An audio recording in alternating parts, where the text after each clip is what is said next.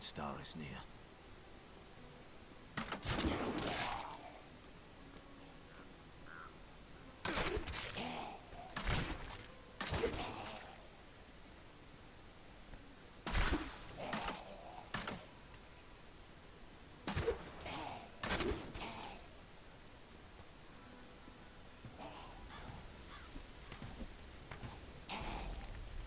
I have journeyed here to find the fallen star and purge its evil from this land. Captain Rumford, more dead are coming. We can't open the gates until we drive them back. They keep coming.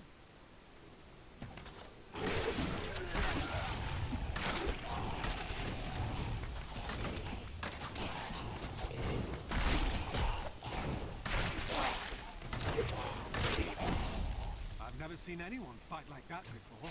Guards, open the gates. You'll find Leah at the Slaughtered Calf Inn. Burn those corpses before they rise again. Zakharum has fallen to disgrace.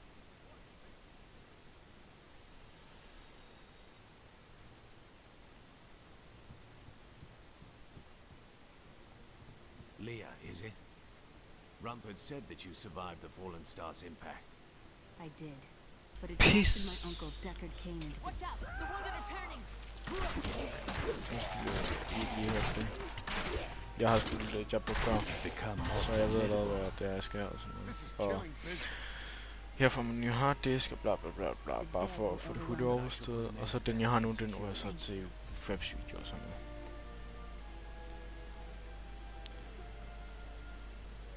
Så ved jeg.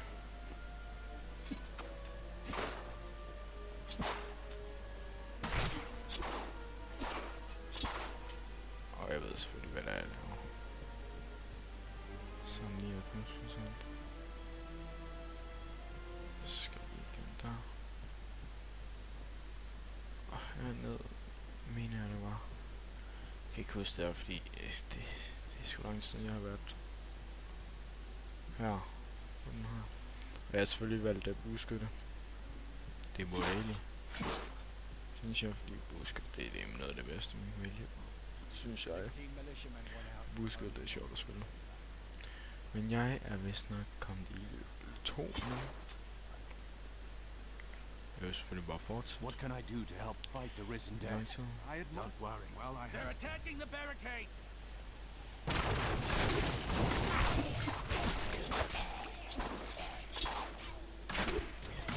There. That's one of the wretched mothers. There are more of them in the ruins down the road. Sådan. Her, så fik jeg selvfølgelig en rustning. Sådan. Så kommer det til at se lidt bedre ud. Aye, Deckard. Jeg plejer aldrig at høre det der. Det gider jeg ikke. Så.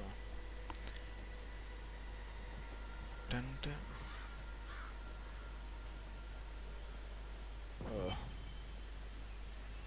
Jeg lægger jeg kan starte med. Perfekt.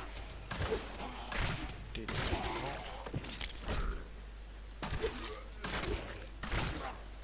Og sker det? Nej, det sker ikke. Men jo bedre rustning man får, selvfølgelig. Så vil det selvfølgelig gå lidt længere der her, fordi så får jeg også de forskellige ting og sådan. Jeg får sådan rigtig mange ting, som jeg sådan gør. Så kan jeg også sætte respawn i liv.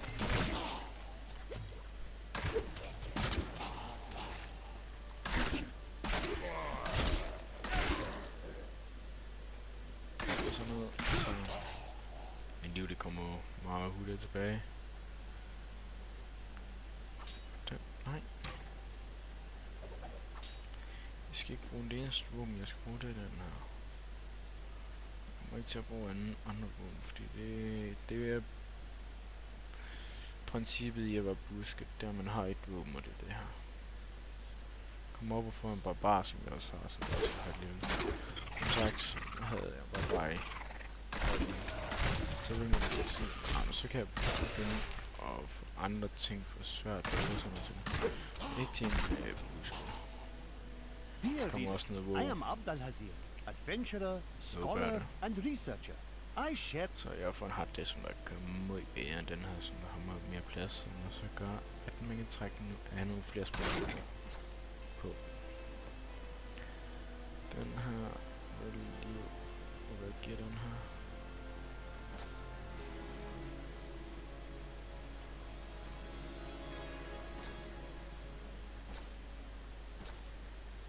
Det er lige meget, hvad for en jeg har på, og jeg har en af dem på.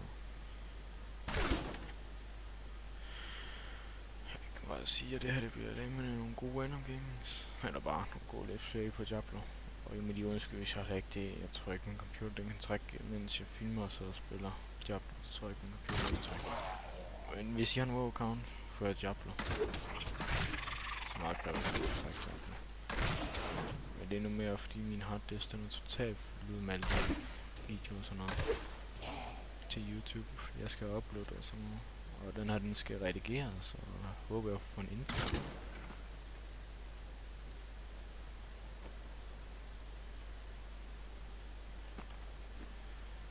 Snart håber jeg da.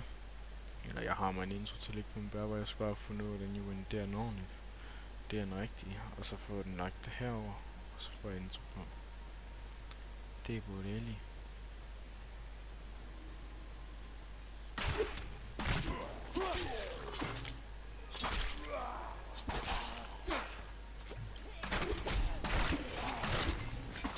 Not enough hatred is done.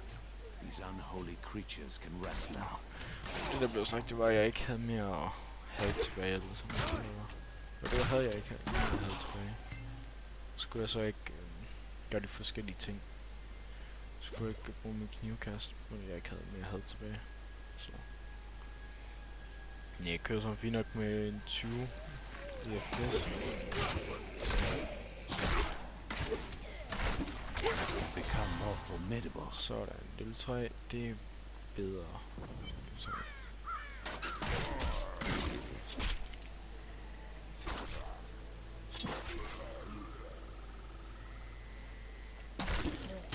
Man kan vente til hvor mange timer på Diablo. Bare se på den mand jeg har med. Den der med høje level og sådan noget, det gør jo at den bliver en helt bedre. Det er det, vi har kaldt en boss. Det er meget svær boss. Og det var svært det her. Vil jeg sådan sige. Meget svært. Jeg har fået den skill.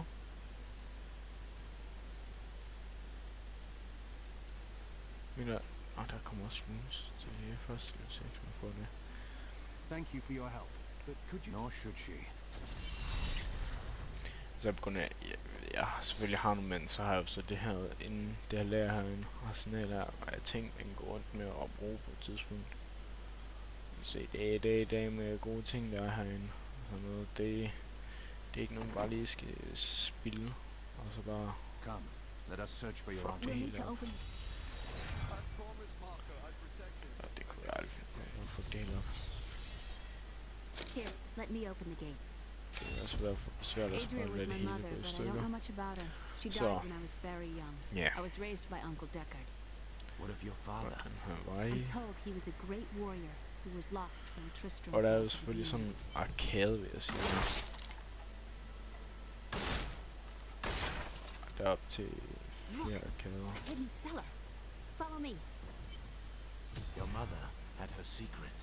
People said she was a witch, but I never believed it.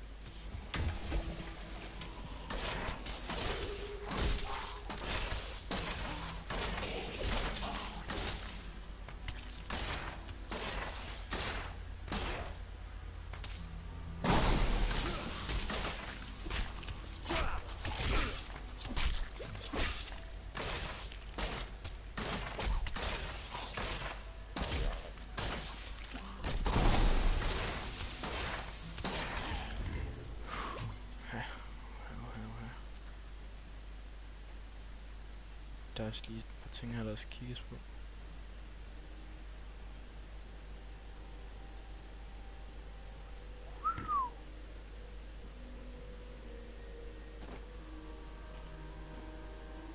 Here's the key, and my mother's journal.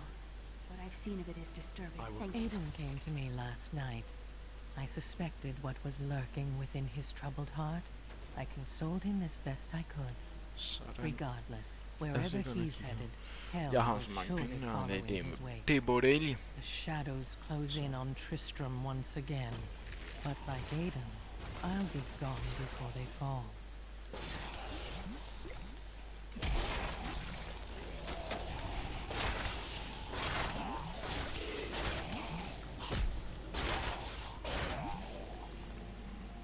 selvfølgelig ikke så godt i det gift der.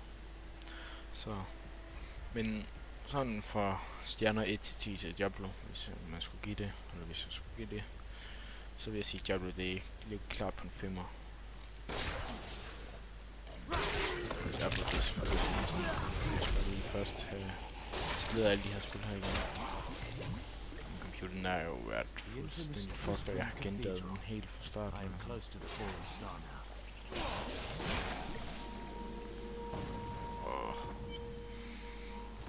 Ja, der kommer jo selvfølgelig nogle tidspunkter. Jeg tror, her kan jeg ikke møde, men jeg skal bare spille.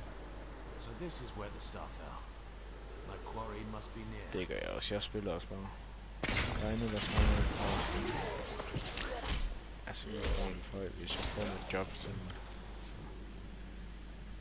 Men, sådan det. Hvad sker der? Der spilles Diablo. Jeg kan huske, det er en af de sværeste steder. Så er det her en af de sværeste steder at finde ud af. Egentlig.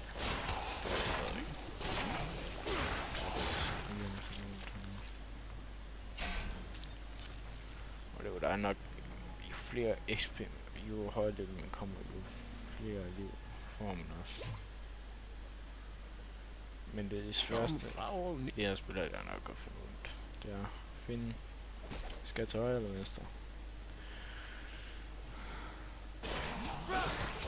Men hvis der er et tryk på M, så kan jeg vist finde et map, så kan man bare gå.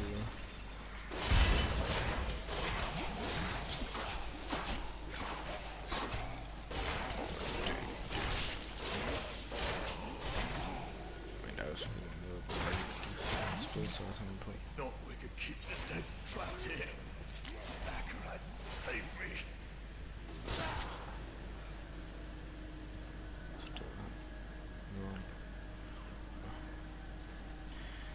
Map, jo, det var map. Så skal jeg bare have undersøgt det her sted her. Og jo flere gange hvis man undersøger stedet fuldt ud, så er det 100%, du undersøger det fra punkt til prikke. Så finder du det altid det sted, hvor det skal være. Uanset hvor langt du skal være. Sølvbrossen.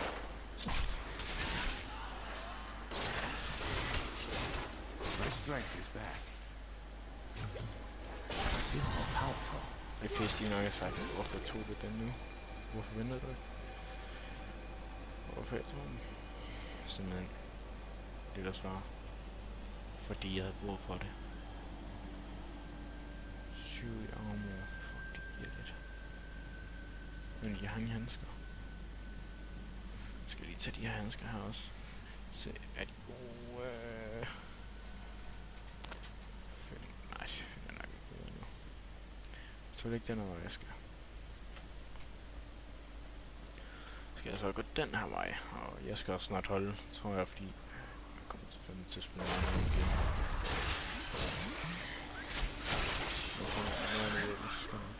Kom op og skød meget. These mushrooms are quite enormous.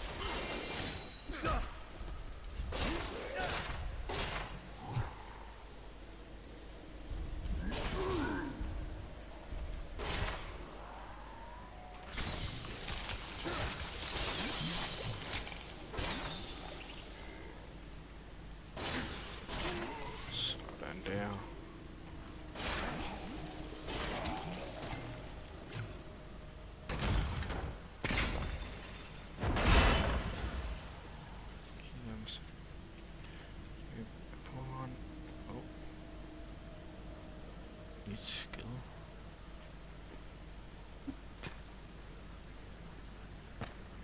Nå, det har jeg sat ud på siden af min mus. Det er sgu da rigtigt. Jeg har i hvert fald lidt dem, jeg kunne sætte ud på siden af min mus. That was just a taste.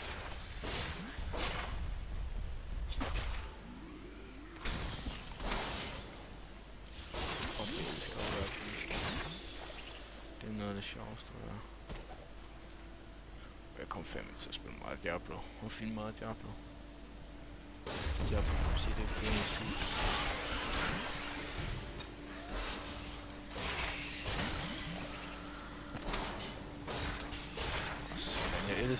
tilfælde, man kunne få flere monster. Det er godt rigtigt.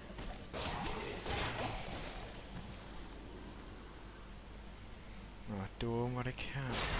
Der kommer i hvert fald... Jeg ved, der kommer på et eller andet tidspunkt nu, hvor det der... Man kan træde, det er giftigt. Det der grønne der bliver giftigt. Nu lige armor, så fik jeg mig også et par støvler. For os i sko. Okay.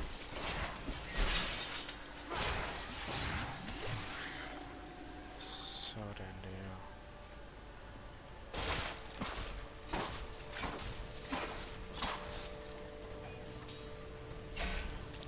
Jeg kommer på lidt tidspunkt, hvor jeg bliver rigtig OP. Og jeg kommer til at spille lang tid. Nu kommer jeg godt lidt. Skal vi klare alle de her sæsoner her.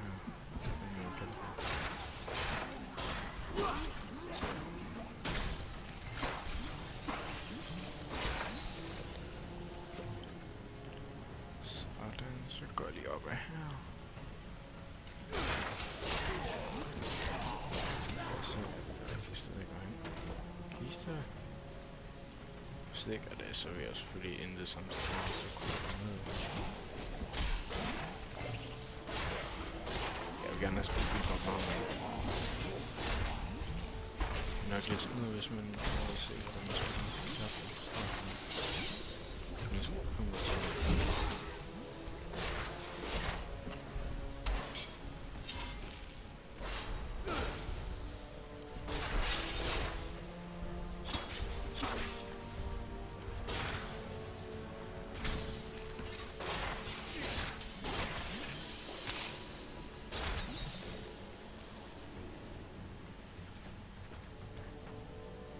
Der kommer også på et tidspunkt, hvor man bliver nødt til at smide nogle af de ting, man har samlet op. Det er med skidt. Protection. Det giver 9 plus protection. Jeg vokser ikke noget protection. Det gør de heller ikke under skoene. Indet der, det kan jeg bruge. Eller indet det her, så får vi så godt, at det skal tage rundt.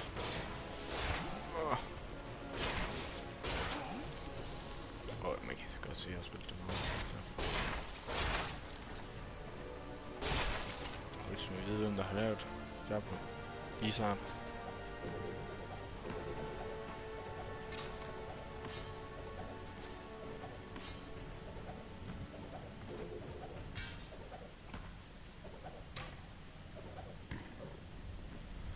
Jeg ser, at man bliver nødt til at smide noget. That was just a taste. Sådan, jeg fandt vejen ud.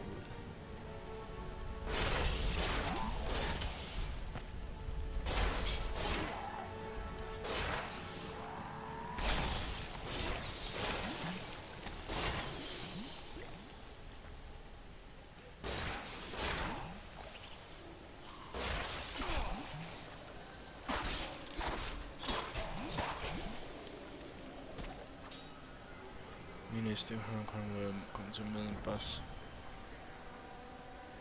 Men nu må jeg altså... Jo, jeg kan lige klare den her boss, og der kommer nu. Oh, millions! Stay back! Back! May this let go.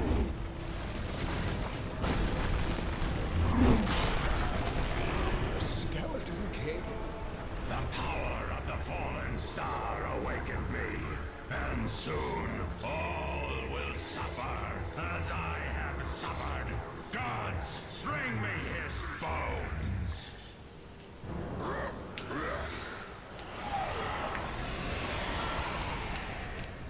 Nu må jeg selvfølgelig redde dagen.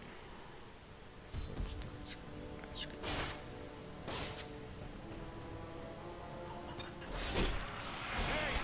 I'm here to rescue you! Stay back!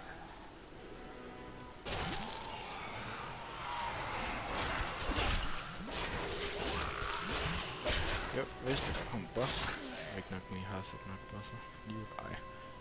Der er nogen, der er mere uskyldige end andre til den her.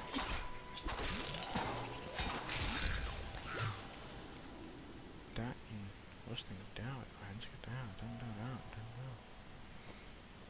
Godt, de ja, han skal da lige på den der rustning. Den dumme ikke er bedre. Han er bedre. Intet af det her, som var færdig på. Thank you. But why did you... Leah, Master. It is wonderful to hear that Leah is well. I feared the worst. I learned of this secret passage through old maps I found. We must discuss the fallen star. Follow me to Tristram. Ja. Nu når jeg lige sender video her. that I would save her uncle. Jeg kan også bare gøre sådan. Jeg må ses YouTube.